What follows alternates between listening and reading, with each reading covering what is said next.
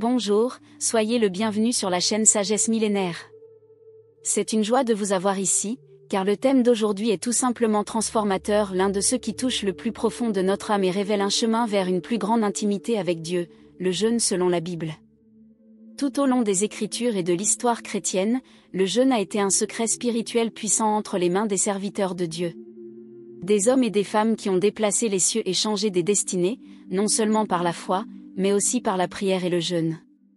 Et aujourd'hui, vous allez découvrir pourquoi cela reste toujours aussi actuel, aussi nécessaire et aussi transformateur. Souhaitez-vous grandir dans la foi? Avez-vous besoin de direction pour une décision importante? Faites-vous face à des batailles spirituelles ou souhaitez-vous simplement vous rapprocher du cœur du Père? Alors cette vidéo est pour vous. Ici, nous allons comprendre ensemble ce qu'est réellement le jeûne selon la perspective biblique, quels sont les différents types de jeûne que la Bible nous présente, des exemples inspirants de personnages bibliques qui ont utilisé le jeûne comme clé de la victoire, les objectifs spirituels profonds du jeûne. Et comment il impacte directement votre vie avec Dieu, et encore, nous parlerons des bienfaits physiques, émotionnels et spirituels que cette habitude peut apporter à votre corps, votre esprit et votre âme. Alors préparez votre cœur. Si vous le souhaitez, prenez déjà votre Bible, un cahier pour les notes, et venez avec moi plonger dans ce thème qui peut ouvrir une nouvelle saison sur votre vie. Et avant que nous commencions, profitez-en pour vous abonner ici à la chaîne Sagesse et Prospérité Biblique. Chaque semaine, je publie des contenus qui nourrissent votre foi et vous aident à vivre une vie plus alignée avec les principes éternels de la parole de Dieu. Laissez un like, car cela aide beaucoup la chaîne et permet à ce contenu d'atteindre encore plus de vies. Et si ce thème vous touche, et je suis sûr qu'il le fera, partagez-le avec quelqu'un qui a besoin d'entendre ce message. Qui sait si vous ne serez pas aujourd'hui le canal de transformation dans la vie de quelqu'un?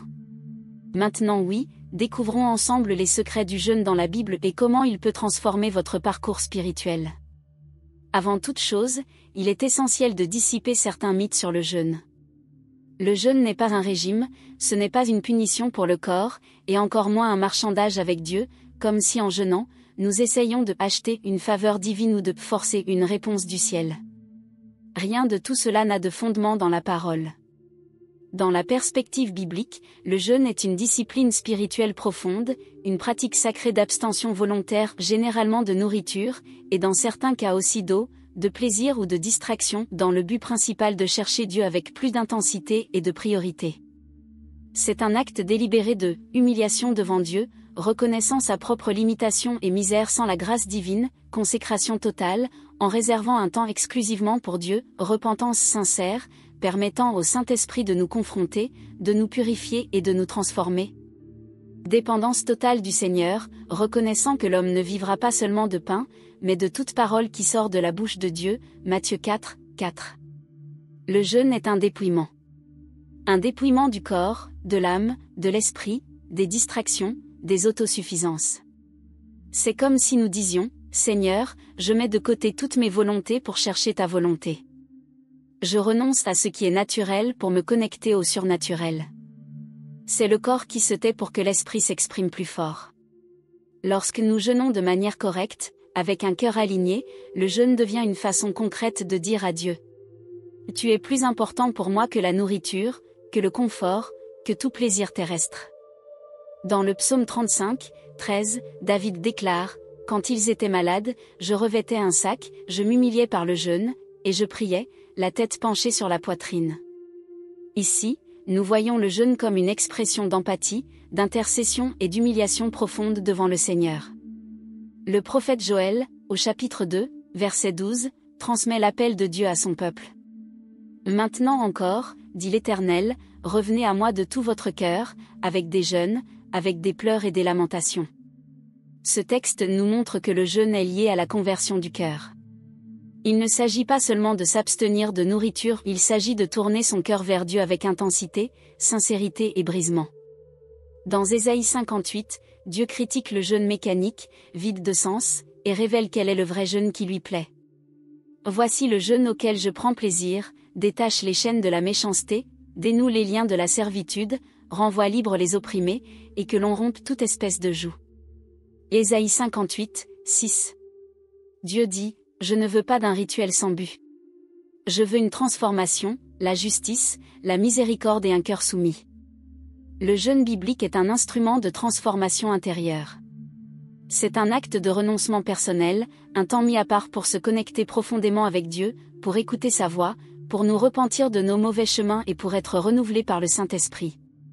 Jeûner, c'est détourner les yeux du monde pour les fixer entièrement sur Dieu. C'est échanger l'assiette de nourriture contre une assiette de prière, contre un banquet spirituel qui rassasie plus que tout repas physique. Et quand cela se produit, quelque chose de puissant est activé dans le ciel et sur la terre. Dieu répond à un cœur sincère, à la faim spirituelle, au vrai brisement. Le jeûne n'est pas une pratique récente, ni quelque chose de limité à une période isolée de l'histoire biblique. Depuis les débuts de la révélation divine, le jeûne apparaît comme une discipline spirituelle centrale dans la vie du peuple de Dieu. Il est pratiqué dans les temps de crise, de repentance, de consécration, de recherche de direction et de guerre spirituelle. Tout au long de la Bible, de l'Ancien au Nouveau Testament, nous voyons le jeûne comme une réponse humaine au mouvement de Dieu, une manière de dire « Seigneur, j'ai besoin de toi plus que de toute autre chose en ce moment ». Le jeûne est un langage spirituel qui touche le cœur de Dieu. C'est lorsque le corps se tait pour que l'âme crie. C'est lorsque le croyant renonce au naturel pour chercher le surnaturel. L'un des fondements les plus forts du jeûne dans la vie chrétienne se trouve dans les propres enseignements de Jésus.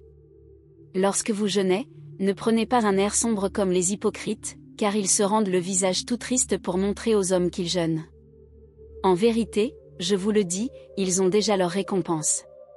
Mais toi, quand tu jeûnes, parfume ta tête et lave ton visage, afin de ne pas montrer aux hommes que tu jeûnes, mais à ton Père qui est là dans le secret, et ton Père, qui voit dans le secret, te le rendra. Matthieu 6, 16 à 18. Observez bien l'expression de Jésus, lorsque vous jeûnez. Il n'a pas dit ici, comme s'il s'agissait d'un choix optionnel ou occasionnel. Il utilise le futur de l'indicatif, ce qui montre que le jeûne est une attente naturelle dans la vie du disciple. Pour Jésus, jeûner faisait partie du quotidien spirituel de celui qui veut marcher avec Dieu. Mais ce qu'il met le plus en valeur ici, c'est l'attitude correcte lorsqu'on jeûne. Le jeûne doit se faire avec humilité, sans ostentation, sans chercher l'approbation ou les éloges des hommes. Le vrai jeûne est celui qui a lieu dans le secret du cœur, et qui est récompensé par le Père Céleste lui-même. Les amis de l'époux peuvent-ils être dans le deuil pendant que l'époux est avec eux? Des jours viendront où l'époux leur sera enlevé, et alors ils jeûneront. Matthieu 9, 15. Dans ce verset, Jésus répond à une critique des pharisiens sur la raison pour laquelle ses disciples ne jeûnaient pas à ce moment-là. La réponse de Jésus est profonde, il est l'époux, et tant qu'il était avec les disciples, c'était un temps de fête. Mais viendront des jours où il leur sera enlevé, c'est-à-dire après son ascension, et alors ils jeûneront. Ce texte montre clairement que le jeûne continuerait d'être une pratique essentielle des disciples de Christ après son départ, comme expression de nostalgie, de dévotion, de dépendance et d'aspiration à sa présence. Au-delà des évangiles, nous voyons le jeûne être pratiqué et valorisé dans plusieurs moments clés de l'histoire biblique. Observons quelques fondements qui montrent la puissance et le but du jeûne tout au long des Écritures. Le jeûne comme réponse à des situations de douleur, de deuil et de repentance. À plusieurs reprises, le jeûne a été pratiqué comme une forme de lamentation, de brisement et de repentance profonde devant Dieu. Dans Néhémie 1, 4, en apprenant le malheur de Jérusalem, Néhémie réagit. Lorsque j'entendis ces paroles, je m'assis, je pleurai, je fus plusieurs jours dans la désolation, je jeûnai et je priai devant le Dieu des cieux. Ici, nous voyons un exemple de comment le jeûne est un chemin pour intercéder pour une nation, en recherchant la restauration, la miséricorde et le pardon.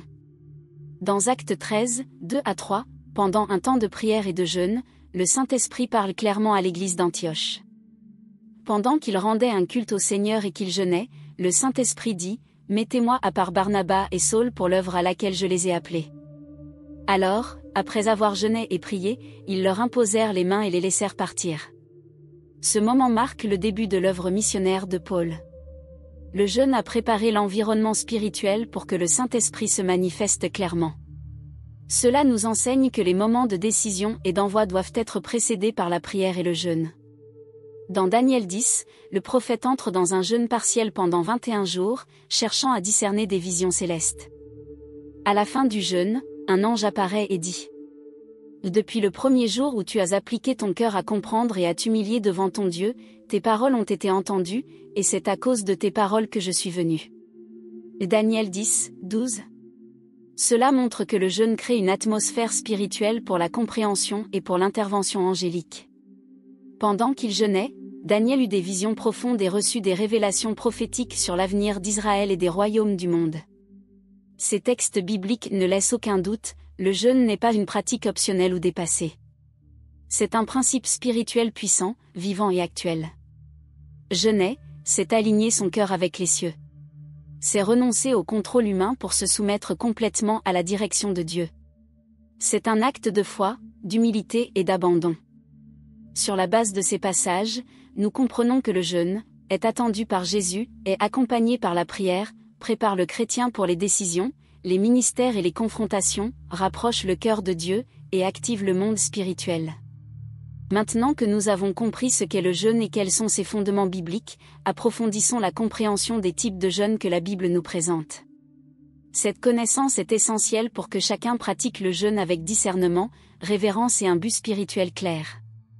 La Bible révèle différentes formes de jeûne, chacune avec des caractéristiques spécifiques, qui reflètent les circonstances, les intentions et les niveaux d'engagement des personnes qui ont jeûné. Découvrons les principales. Jeûne total, abstinence complète de nourriture et de boissons. C'est le type de jeûne le plus radical. La personne s'abstient complètement d'aliments et même de liquides pendant une période limitée. Ce type de jeûne exige beaucoup de prudence, de discernement et une direction claire de Dieu, car il comporte des risques pour la santé s'il est pratiqué de manière imprudente. Esther 4, 16. Va, rassemble tous les Juifs qui se trouvent à Suse, et jeûnez pour moi, ne mangez ni ne buvez pendant 3 jours, ni jour ni nuit. Dans ce cas, Esther convoque un jeûne collectif et total de 3 jours avant de se présenter devant le roi pour intercéder en faveur du peuple juif. C'était un moment de crise extrême, et le jeûne fut une expression de dépendance totale envers le salut divin. Acte 9, 9. Il resta 3 jours sans voir, et il ne mangea ni ne but. Après l'impact de sa rencontre avec Jésus sur le chemin de Damas, Saul, qui deviendra plus tard l'apôtre Paul, fut en état de choc spirituel. Le jeûne fut spontané, né d'une profonde conviction intérieure et d'une transformation.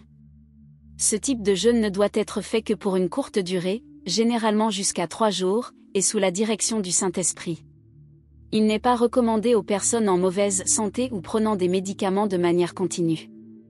Il est toujours conseillé de consulter un médecin avant d'entreprendre un jeûne total. Jeûne partiel, abstention de certains aliments. C'est un type de jeûne où la personne s'abstient de certains aliments ou habitudes alimentaires, généralement pour une période plus longue. Ce type est moins agressif pour le corps et est largement pratiqué aujourd'hui par les chrétiens, notamment lors des consécrations de 21 jours. Daniel 10, 3. Je ne mangeai aucun mets délicat, il n'entra dans ma bouche ni viande ni vin, et je ne me parfumai point jusqu'à ce que 3 semaines entières fussent accomplies. Daniel décida de s'abstenir de mets agréables comme la viande, le vin et d'autres aliments riches, tout en recherchant une révélation spirituelle. Ce jeûne apporta de grandes visions et des messages prophétiques. Le jeûne de Daniel, comme on l'appelle, est beaucoup pratiqué parmi les chrétiens comme une forme de consécration intense. Beaucoup suivent des régimes à base de légumes, fruits, céréales complètes, évitant les produits transformés, sucreries, viande et boissons gazeuses. C'est une manière pratique de garder l'esprit et le corps en éveil spirituel. Jeûne surnaturel, 40 jours, soutenu par la grâce divine. Ce type de jeûne va au-delà de la capacité humaine naturelle. Il implique une période prolongée d'abstinence, généralement de 40 jours, soutenue surnaturellement par Dieu. Ce jeûne n'est pas commun et ne peut être réalisé que par l'action directe et extraordinaire du Saint-Esprit. Exode 34, 28. Moïse demeura là avec l'Éternel 40 jours et 40 nuits, sans manger de pain et sans boire d'eau. Il écrivit sur les tables les paroles de l'Alliance, les 10 paroles. Pendant ce temps sur le mont Sinaï, Moïse fut soutenu directement par Dieu tandis qu'il recevait la loi. 1 Rois 19, 8. Il se leva, mangea et but, et avec la force que lui donna cette nourriture, il marcha 40 jours et 40 nuits jusqu'à Horeb, la montagne de Dieu. Après un repas préparé par l'ange de l'Éternel, Élie marcha 40 jours dans le désert, soutenu par l'intervention divine. Matthieu 4, 2. Après avoir jeûné 40 jours et 40 nuits, il eut faim. Avant de commencer son ministère public, Jésus jeûna pendant 40 jours dans le désert. Ce fut un temps d'épreuve, de renforcement spirituel et de préparation pour affronter les tentations de Satan. Un jeûne de 40 jours ne doit être tenté qu'avec un suivi médical, une maturité spirituelle profonde et la conviction qu'il y a une direction claire de Dieu. Il s'agit d'une consécration extrême, et non d'une routine de foi. Jeûne collectif, le peuple uni dans l'humiliation et la supplication. Le jeûne collectif est pratiqué lorsqu'un groupe de personnes s'unit dans le jeûne pour un but commun, repentance nationale, intercession pour un salut, recherche de réveil, décision ministérielle ou guerre spirituelle. Jonas 3, 5. Les gens de Ninive crurent à Dieu. Ils proclamèrent un jeûne, et se revêtirent de sacs, depuis les plus grands jusqu'aux plus petits. Après la prédication de Jonas, toute la ville de Ninive entra dans un jeûne collectif, même les animaux, et Dieu renversa le jugement qu'il avait annoncé. 2 Chroniques 20, 3 à 4. Alarmé, Josaphat se disposa à chercher l'Éternel, et il publia un jeûne pour tout Juda. Les gens de Juda s'assemblèrent pour invoquer l'Éternel. Quand de puissants ennemis se levèrent contre Juda, le roi Josaphat convoqua tout le peuple pour jeûner et prier. Le résultat ? Dieu envoya un salut surnaturel, semant la confusion parmi les ennemis. Des églises, des familles, des groupes de prière et même des communautés entières peuvent s'unir dans un jeûne collectif. La puissance spirituelle est multipliée lorsqu'il y a unité d'esprit, de foi et d'intercession. Jeûne des plaisirs et des distractions, renoncement pour la consécration. Bien que l'accent biblique du jeûne porte généralement sur la nourriture, l'essence du jeûne est l'abstention volontaire de quelque chose de légitime, dans le but d'intensifier la recherche de Dieu. Et cela peut inclure les plaisirs et distractions de la vie moderne. Ne vous privez point l'un de l'autre, si ce n'est d'un commun accord pour un temps, afin de vaquer à la prière, puis retourner ensemble. Ce texte traite de l'abstinence conjugale consensuelle entre mari et femme, dans le but de se consacrer à la prière et au jeûne. Beaucoup de personnes pratiquent le jeûne des réseaux sociaux, du divertissement, de la télévision, des séries, du téléphone portable, des jeux vidéo, et d'autres distractions qui occupent le temps et l'esprit. L'objectif est d'éliminer le bruit du monde pour mieux entendre la voix de Dieu. Ce type de jeûne peut sembler moderne, mais le principe est profondément biblique, renoncer à quelque chose de légitime par amour pour le Seigneur, pour une consécration plus profonde. Plus que la forme, ce qui importe vraiment devant Dieu, c'est le cœur derrière le jeûne. Il ne s'agit pas de suivre un modèle rigide, mais de chercher le Seigneur avec vérité, sincérité et disposition à être transformé. Quel que soit le type de jeûne que vous choisissez de pratiquer, souvenez-vous. Le jeûne doit être accompagné de prière. Il doit être fait avec discernement et avec un but. Et toujours avec humilité, sans ostentation ni orgueil spirituel. Jeûner, c'est plus que s'abstenir de manger, c'est se nourrir de la présence de Dieu. Le jeûne ne doit jamais être pratiqué par vanité, orgueil ou religiosité. Il a des objectifs spirituels clairs. Repentir et humiliation. Joël 2, décembre 2013. Déchirez vos cœurs, et non vos vêtements. Brisez les chaînes spirituelles. Ésaïe 58, 6. N'est-ce pas ici le jeûne que j'ai choisi, détacher les chaînes de la méchanceté? Fortifier la vie de prière. Matthieu 17, 21. Cette espèce ne sort que par la prière et par le jeûne. Cherchez direction et discernement. Acte 13, 2. Pendant qu'il servait le Seigneur et qu'il jeûnait, le Saint-Esprit dit. Consécration pour le service. Acte 14, 23. Après leur avoir désigné des anciens dans chaque église, ils les recommandèrent au Seigneur par des prières et des jeûnes. Et quels seraient les bénéfices spirituels et physiques du jeûne? Bénéfices spirituels, sensibilité à la voix de Dieu, discernement spirituel, brisement de l'orgueil et de la vanité, délivrance des vices et péchés cachés, augmentation de la foi et du focus sur Dieu, renouveau de l'esprit. Bénéfices émotionnels, clarté mentale, réduction de l'anxiété, maîtrise de soi, équilibre émotionnel. Bénéfices physiques, dans des jeûnes bien encadrés, détoxification du corps, amélioration de la digestion, contrôle de l'appétit, stimulation de l'autophagie, régénération cellulaire. Mais attention, les jeûnes longs ou totaux doivent être pratiqués avec prudence, si nécessaire, sous supervision médicale. Si vous n'avez jamais jeûné, voici quelques conseils. Commencez doucement, essayez de jeûner un repas par jour pendant une semaine. Ensuite, augmentez progressivement la durée. Priez avant, pendant et après le jeûne. Ayez un objectif clair. Lisez la Bible pendant le jeûne. Évitez les distractions. Mangez bien après le jeûne. Soyez constant et persévérant. Le jeûne est une clé puissante pour ouvrir les cieux sur notre vie. Il nous enseigne à dépendre de Dieu, à contrôler nos désirs, et à chercher une plus grande intimité avec le Père. Jésus a jeûné. Les apôtres ont jeûné. Les prophètes ont jeûné. Et vous? Quand commencez-vous? Si cette vidéo vous a parlé, partagez-la avec quelqu'un qui a besoin de ce contenu. Laissez un like, abonnez-vous à la chaîne et activez la cloche pour ne manquer aucune nouvelle vidéo. Que le Saint-Esprit vous conduise dans ce parcours spirituel. À la prochaine vidéo et que Dieu vous bénisse.